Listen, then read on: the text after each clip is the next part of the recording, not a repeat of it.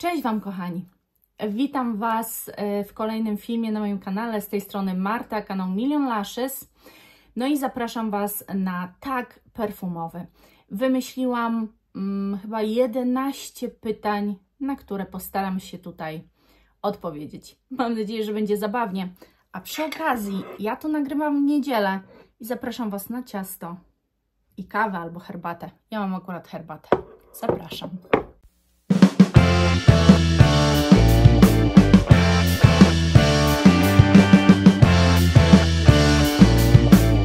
To zaczynajmy ten tag z pytaniami.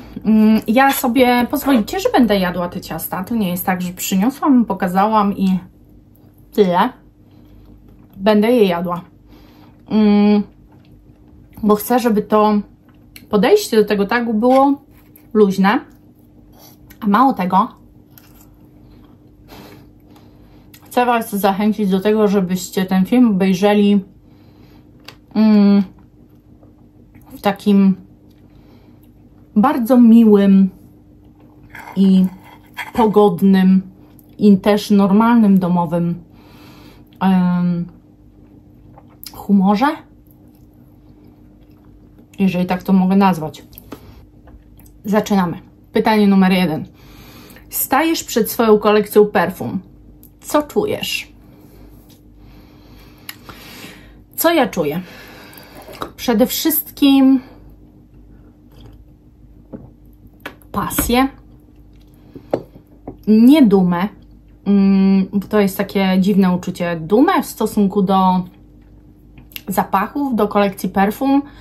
Dumę to ja mogę czuć z powodu osiągnięć jakichś wybitnych, ale nie z powodu tego, że uzbierałam i wydałam kupę kasy, żeby te zapachy mieć, bo nic nie ma za darmo.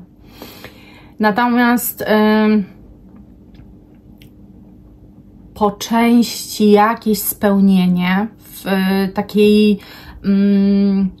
w takim kontekście zainteresowań po prostu, tego czym się interesuję. Czasami czuję przytłoczenie, nie będę oszukiwała, bo czasami mam takie poczucie, że po wiele zapachów nie sięgam. No bo zanim sięgnę, to mija kupę czasu. W ogóle zapominam. Z drugiej strony mam takie poczucie, kurczę, fajnie, bo marzyłam o tym, żeby mieć bardzo dużą kolekcję. Nadal nie mam bardzo dużej, mam średnią kolekcję. Zaczynałam oczywiście stopniowo od jakiegoś 1, 2, 3 flakonów, ale zobaczyłam, że ilość 3 flakonów nie powoduje, że zapominam o danym zapachu. To znaczy, że mój nos nie zapomina o danym zapachu. A co za tym idzie? Jak mój nos nie zapomina o danym zapachu, to niestety ja go przestaję wyczuwać. Mija się z celem. I przestaję widzieć sens noszenia tego zapachu. No bo ja się nie perfumuję dla kogoś. Perfumuję się dla siebie. Dlatego tak bardzo ważna jest dla mnie trwałość. I Wy możecie mi powiedzieć, że jakiś zapach jest turbotrwały, a okazuje się, że na mnie na przykład w ogóle. Dlatego ja się tym już nie sugeruję absolutnie. Muszę wypróbować zapach, ponosić go, potestować i wtedy wiem, jak dla mnie jest trwały. Dalej. Pytanie numer 2. Ile obecnie zapachów liczy Twoja kolekcja?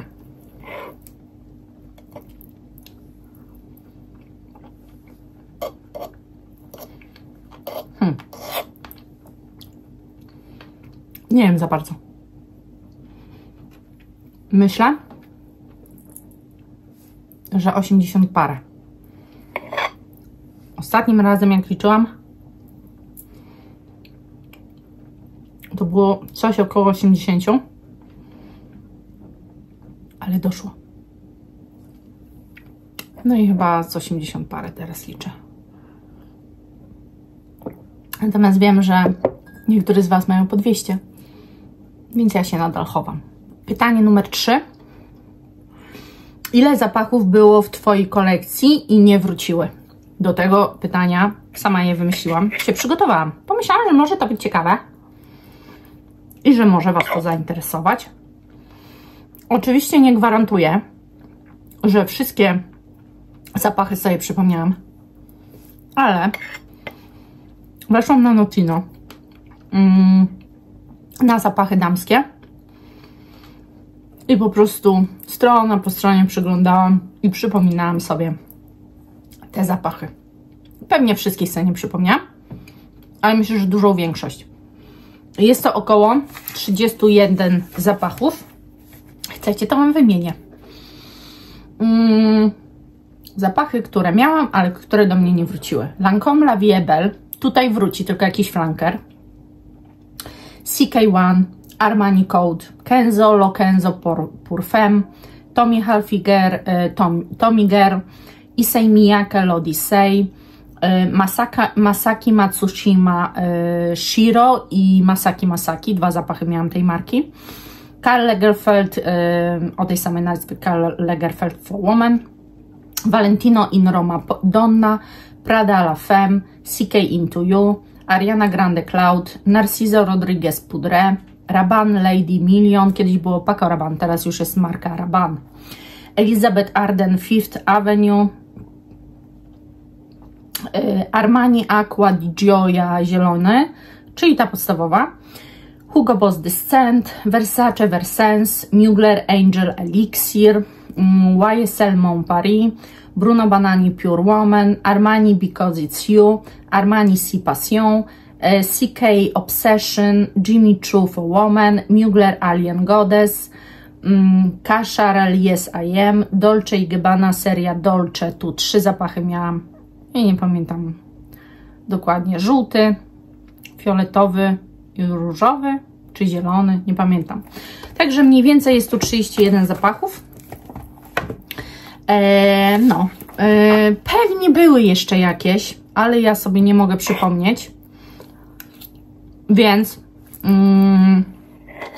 tak by to się plasowało. Pytanie numer 4. Jaki masz klucz do kupowania zapachów w ciemno?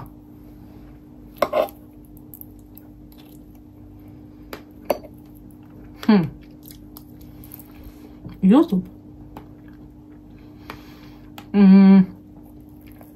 Zaczęłam tę kolekcję tworzyć swoją. No, miałam już ponad 20 zapachów. Ona i rosła w siłę. Dzięki YouTube.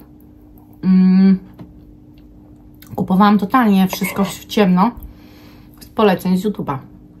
I na przykład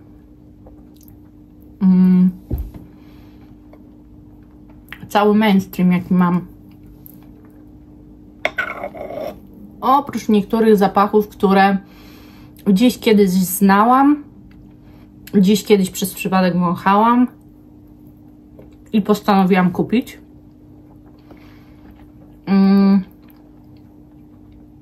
To tak wszystko jest z YouTube'a. Dopiero teraz zaczynam sama z próbek, z waszych próbek też, które mi przesyłacie.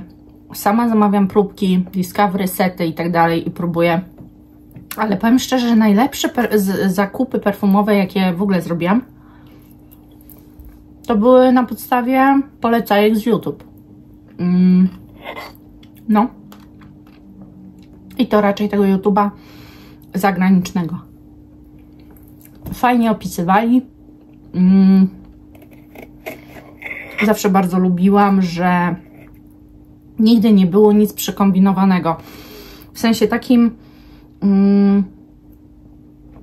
że ja nie lubię do końca kanałów, w których opowieści o zapachach są zbyt profesjonalne.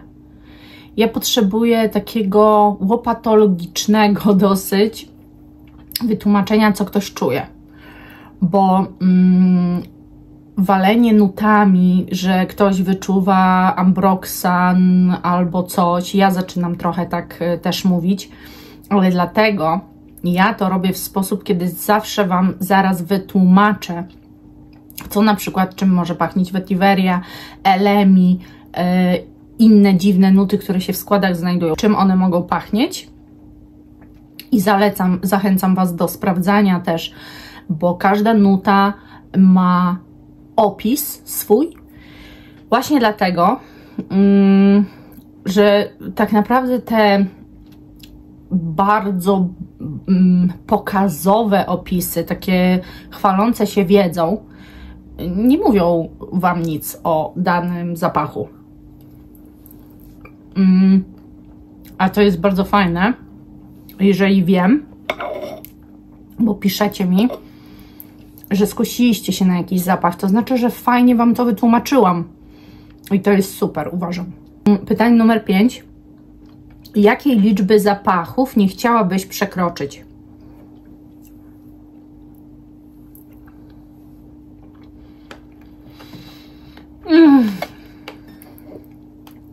Jak słyszę, że niektóre z Was mają po 200-300 zapachów,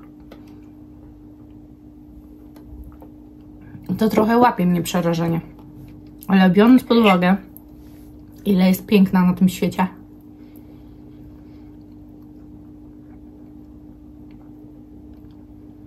to jest taka liczba tylko ze względu na ilość tego, co mi się pomieści. Generalnie pomieszczę spokojnie 200 zapachów. O mniejszej pojemności, dużej pojemności na pewno nie. Więc myślę, że sami powiedzcie, 200 to niedużo. Całkiem malutko. Ja bym wręcz powiedziała, że to jest tyci perfumniarstwa. Czyż nie? Następne pytanie. Nisza czy mainstream?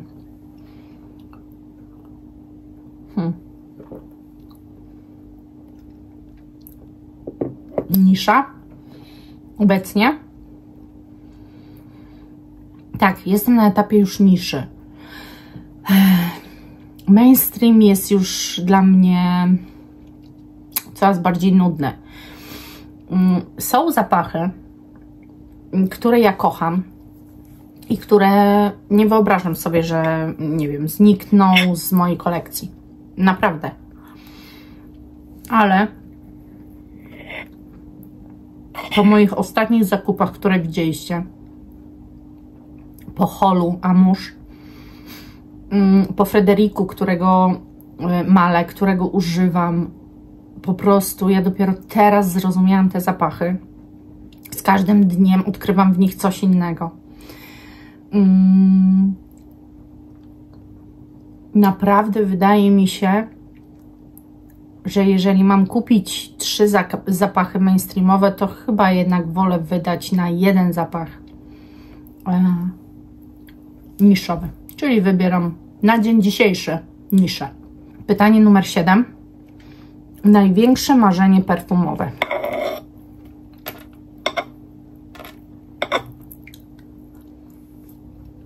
O kurna.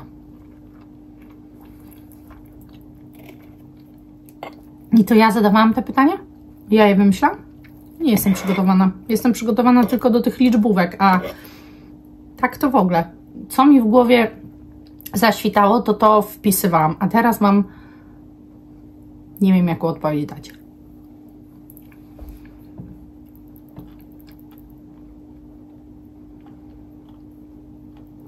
Nie wiem. Nie mam chyba. Kurde. Mam takie marzenie. Może nie powiem marzenia takiego, że o zapachu. Nie wiem, że zacznę wymieniać nazwy zapachów, które są moim marzeniem. Czy Wam w ogóle to przeszkadza, że ja jem te ciasta? Ciekawa jestem, czy bardzo wiele z Was mi napisze, że to jest niegrzeczne, chamskie i w ogóle. Bo ja na przykład lubię takie filmiki oglądać, gdzie ktoś coś je i gada. Nie wiem, może jestem dziwna. Moim marzeniem perfumowym jest to, żeby poznać jak najmocniej, jak najszerzej niszę. Najdalej wczoraj byliśmy w galerii na zakupach. Pojechaliśmy po koszulę. Pojechaliśmy do Galerii Mokotów.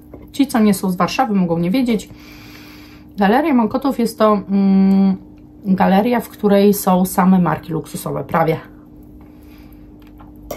No to jest takie, są zwykłe też, a jest ogrom marek luksusowych i oprócz tego jest właśnie taka perfumeria niszowa,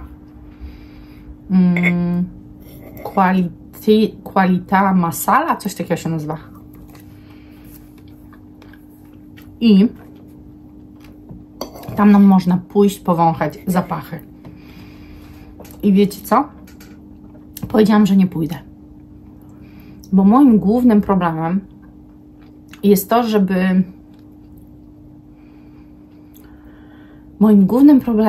to, że jak coś powącham i coś mi się bardzo mocno spodoba, to ja niestety już nie zasnę. Ja będę musiała to mieć.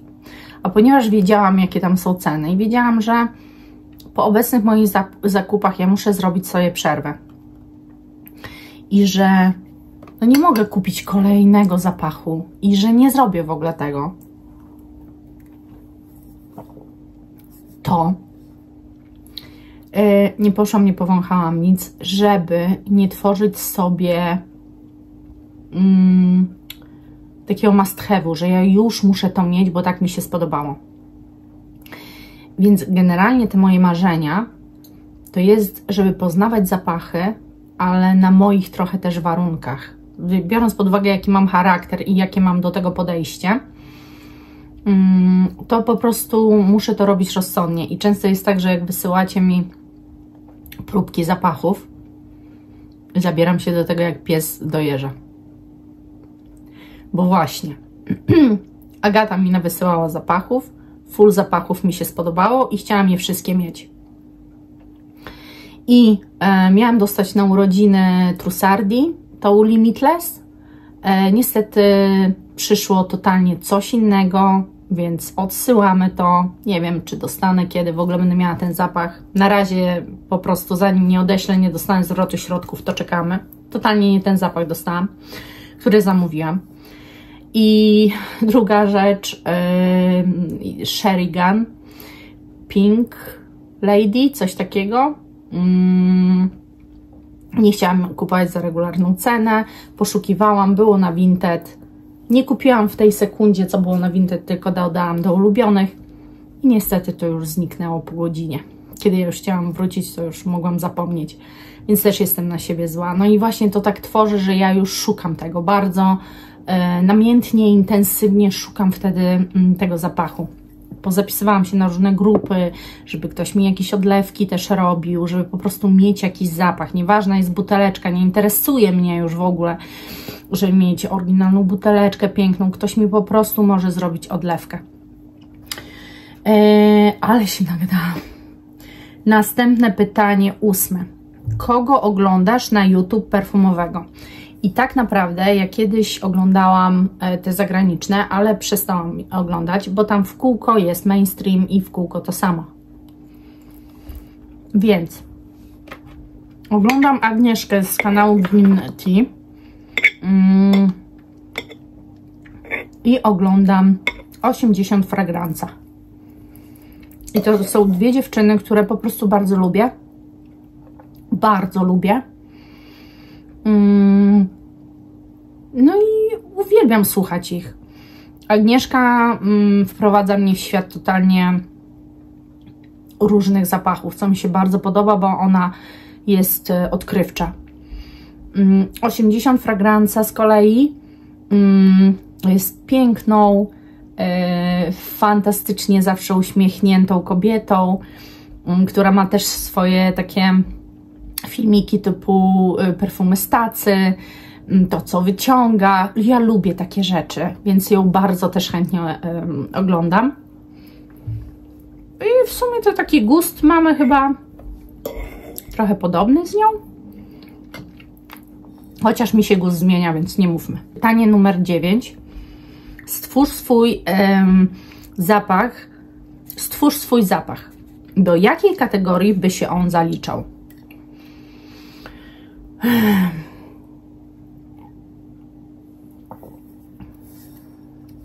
No właśnie. Nie zastanawiałam się nad tym, wymyśliłam tylko pytanie.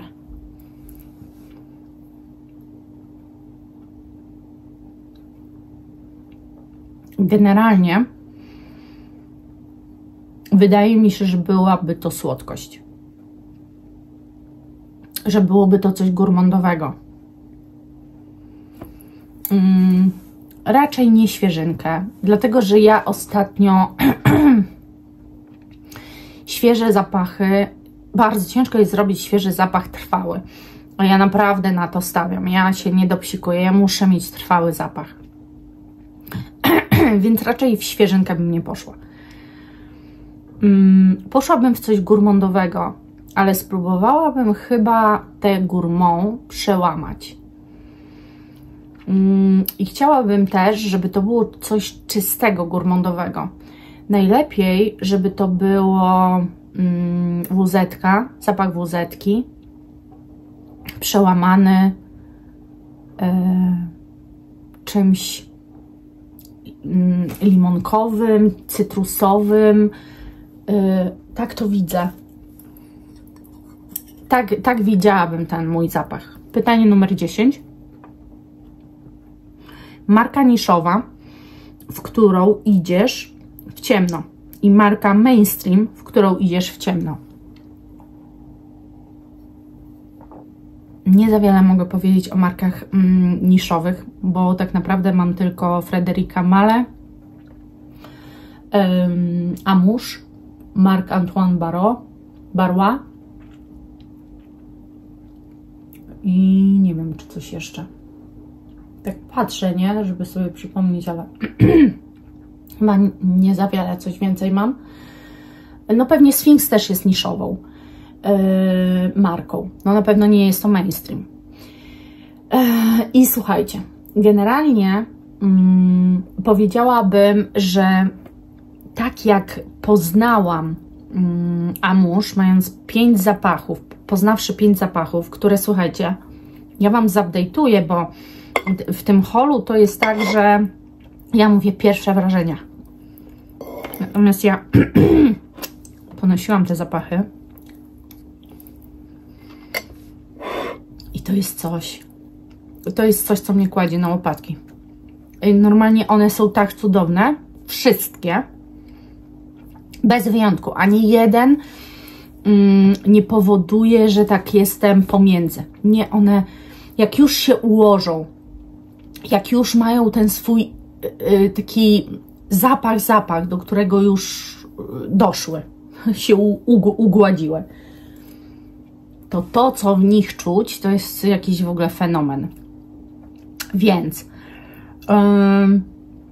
powiem, że w niszową, w ciemno bym poszła w Amouche, bo mam 5 zapachów i 5 przepięknych.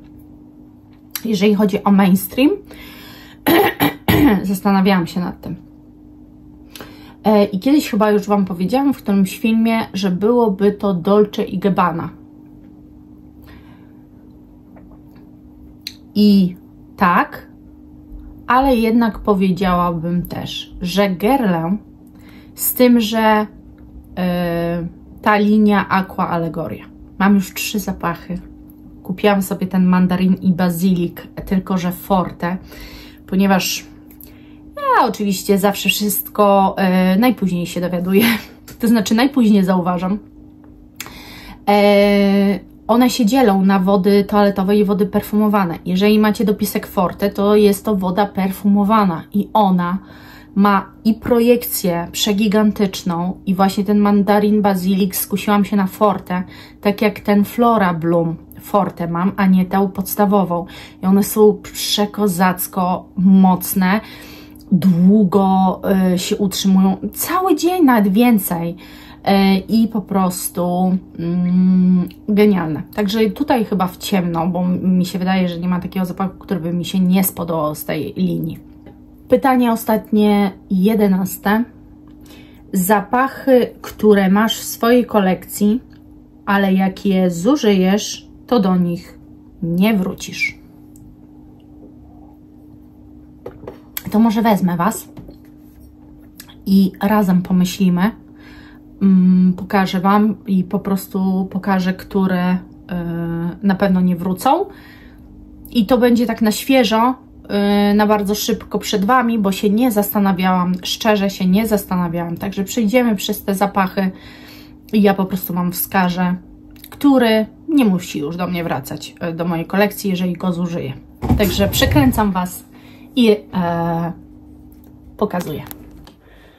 Mam nadzieję, że wszystko widzicie w miarę, bo tu jest słabo doświetlone. No ale powiedzmy, nie? Czyli tak, zapachy, które jak skończę, to mogą do mnie nie wracać. To wszystko wróci.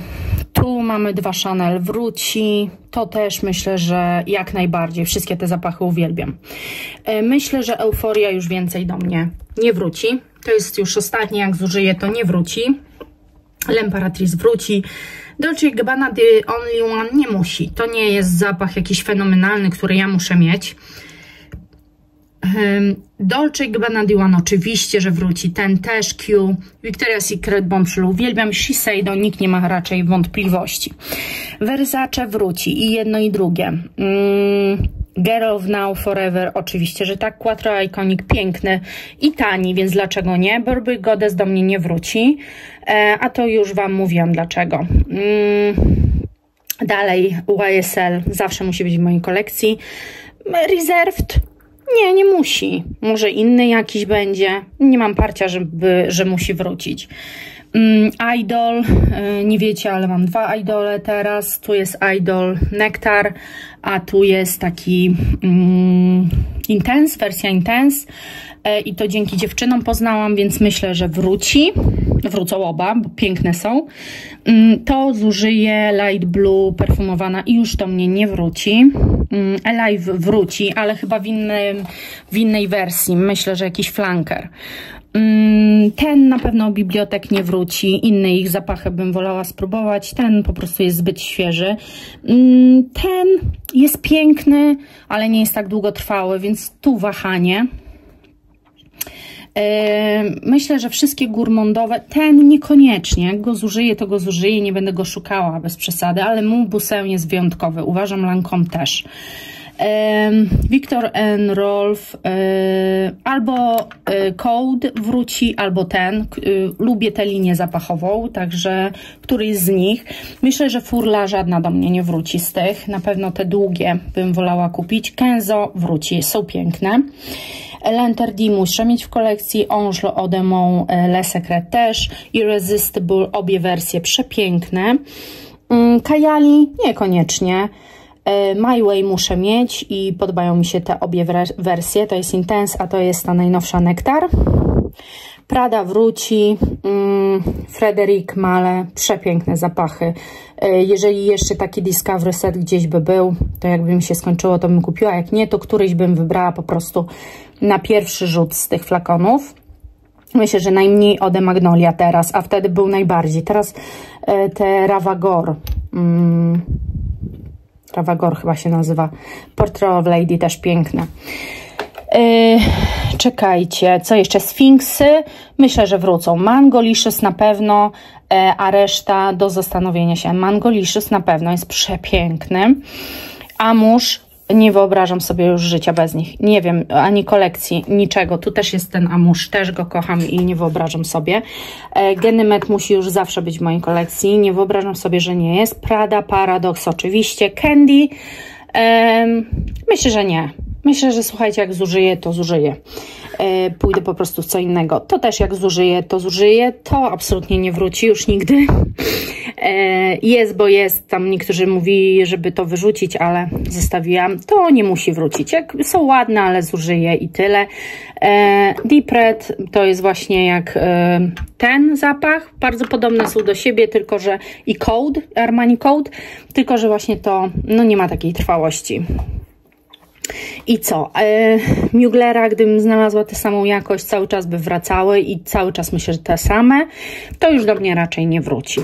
Także tyle. Mam nadzieję, że wszystko dobrze widzieliście, bo nie wiem, ale mam nadzieję. Tyle, no bo co? No tak szczerze Wam powiedziałam, nie? Już troszeczkę mi się zmienia też gust, więc wiadomo. No i dobra, to było 11, ostatnie pytanie. Ja wypiłam herbatę, zjadłam 3 kawałki ciasta. Każdy był inny. Nie zazdraszczajcie. Kupcie sobie i zjedzcie. Słuchajcie, bardzo fajnie mi się odpowiadało. Byłam wyluzowana, a po tym tutorialu, który wcześniej Wam nagrałam, tym właśnie, który byłam zdegustowana totalnie, to taki film mi bardzo dobrze zrobił. O, i przepraszam, bo widzicie mój wiatrak, który ma mnie chłodzić, a nie wiadomo co. Ja za dzisiaj serdecznie Wam dziękuję. Buziaczki kochani i do następnego. Pa!